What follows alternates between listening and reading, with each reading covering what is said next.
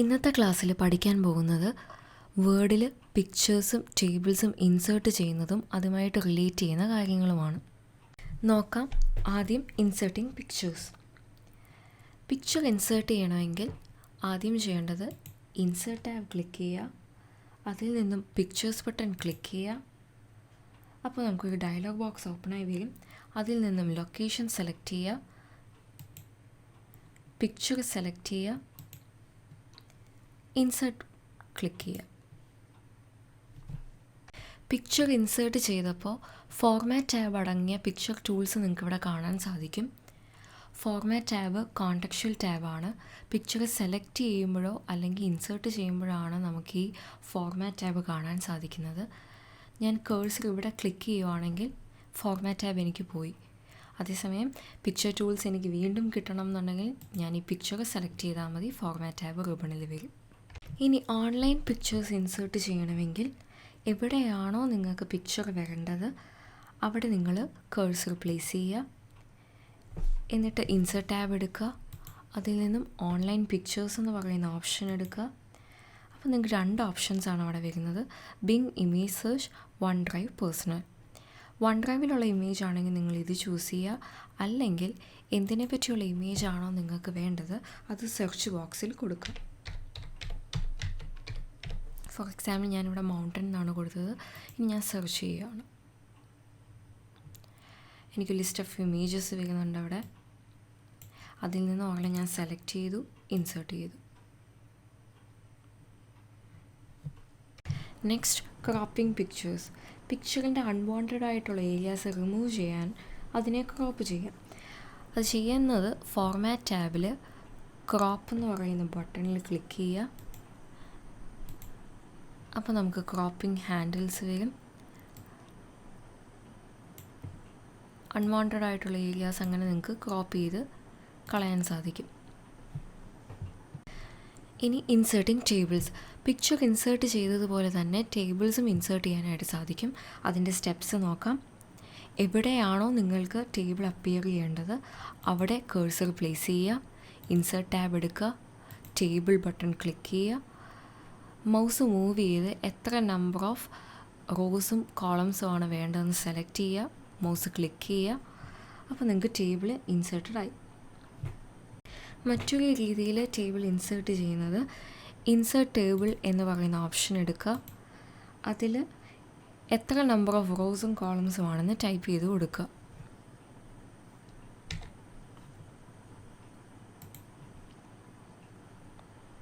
നമ്മൾ കൊടുത്ത specification അനുസരിച്ചിട്ടുള്ളൊരു table ഇപ്പോൾ വന്നിട്ടുണ്ട്. ടേബിൾ ഇൻസേർട്ട് ചെയ്തപ്പോൾ ഡിസൈൻ, ലേഔട്ട് എന്നീ രണ്ട് എക്സ്ട്രാ ടാബുകൾ റിബണിൽ വന്നിട്ടുണ്ട്. ഇതും കോണ്ടെക്സ്ച്വൽ ടാബ്സ് ആണ്. ഇനി ഇൻസേർട്ടിങ് റോസ്. അഡീഷണൽ ആയിട്ട് റോസ് ഇൻസേർട്ട് ചെയ്യണം എന്നുണ്ടെങ്കിൽ എവിടെയാണോ നിങ്ങൾക്ക് ഇൻസേർട്ട് ചെയ്യേണ്ടത് ആ പെർട്ടിക്കുലർ റോ നിങ്ങൾ സെലക്ട് ചെയ്യുക. അപ്പോൾ നിങ്ങൾക്ക് ഒരു മിനി ടൂൾ ബാറും അതിൽ ഇൻസേർട്ട് എന്ന് പറയുന്ന ഓപ്ഷനും കാണാൻ സാധിക്കും. മുകളിലാണ് വേണ്ടതെങ്കിൽ ഇൻസേർട്ട് അബവ്, താഴെയാണ് വേണ്ടതെങ്കിൽ ഇൻസേർട്ട് ബിലോ. റോസ് ഇൻസേർട്ടഡ് ആയി.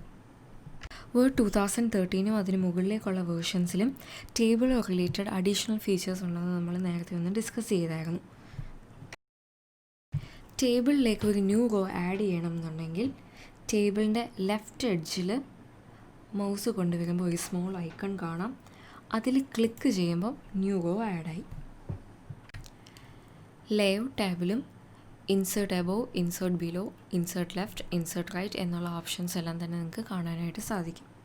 ഇനി ഇൻസേർട്ടിങ് കോളംസ്. കോളം ആഡ് ചെയ്യേണ്ടതിൻ്റെ ലെഫ്റ്റിലോ റൈറ്റിലോ ഉള്ള സെല്ലിൽ ക്ലിക്ക് ചെയ്യുക. ദെൻ ലേഔട്ട് ടാബിൽ ഇൻസേർട്ട് ലെഫ്റ്റ്, റൈറ്റ് എന്ന ഈ ഓപ്ഷൻസ് എടുക്കാം. ഇനി നേരത്തെ പറഞ്ഞതുപോലെ ടേബിളിലേക്ക് ഒരു ന്യൂ കോളം ആഡ് ചെയ്യാനായിട്ട് നിങ്ങൾക്ക് ടോപ്പ് എഡ്ജിൽ കേഴ്സർ വെച്ച് കഴിയുമ്പോൾ സ്മോൾ ഐക്കൺ വന്നു, അതിൽ ക്ലിക്ക് ചെയ്യുമ്പോൾ ന്യൂ കോളം ആഡായി. ഇനി ഡിലീറ്റിംഗ് റോസ് ആൻഡ് കോളംസ്. ഏത് റോയാണോ ഏത് കോളമാണോ നിങ്ങൾക്ക് ഡിലീറ്റ് ചെയ്യേണ്ടത് അത് ആദ്യം സെലക്ട് ചെയ്യുക. ഞാൻ റോസ് സെലക്ട് ചെയ്തു. അങ്ങനെ സെലക്ട് ചെയ്തപ്പോൾ എനിക്ക് മിനി ടൂൾ ബാറിൽ ഡിലീറ്റ് എന്ന് പറയുന്ന ഓപ്ഷൻ വന്നു. ഡിലീറ്റ് റോസ് കൊടുക്കുമ്പോൾ എനിക്ക് ഒരു റോ ഡിലീറ്റായി കിട്ടി. ഇനി കോളംസ് ഇതുപോലെ എനിക്ക് ഡിലീറ്റ് ചെയ്യാൻ സാധിക്കും. ലാസ്റ്റ് കോളം ഞാൻ സെലക്ട് ചെയ്തു.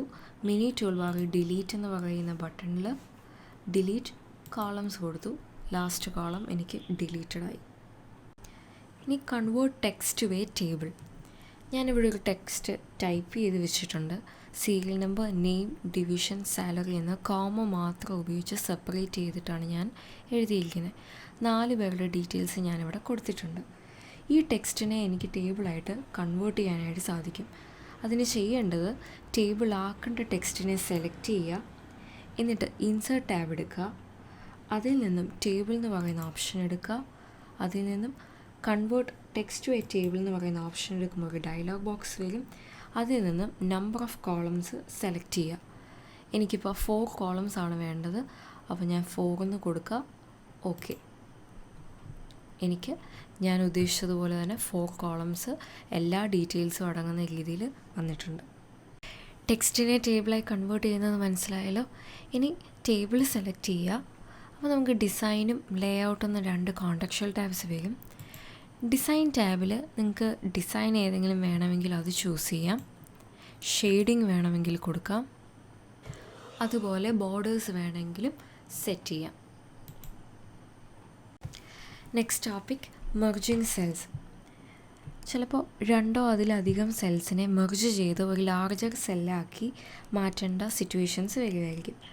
അങ്ങനെയുള്ളപ്പം അതിനാണ് മെർജിങ് സെൽസ് എന്ന് പറയുന്ന ഓപ്ഷൻ നമ്മൾ ചൂസ് ചെയ്യുന്നത്. ഞാൻ ടേബിളിൻ്റെ സൈസ് കൂട്ടി സെൻറ്റർ അലൈൻമെൻറ്റ് ചെയ്തു. ഇനി എനിക്ക് എല്ലാ ആളുകളും സൗത്ത് ഡിവിഷനിൽ തന്നെ ഉള്ളതാണെന്ന് വിചാരിക്കും. ഞാൻ ടേബിൾസിന് ഇൻസൈഡ് ആൻഡ് ഔട്ട്സൈഡ് ബോർഡേഴ്സ് കൊടുത്തു.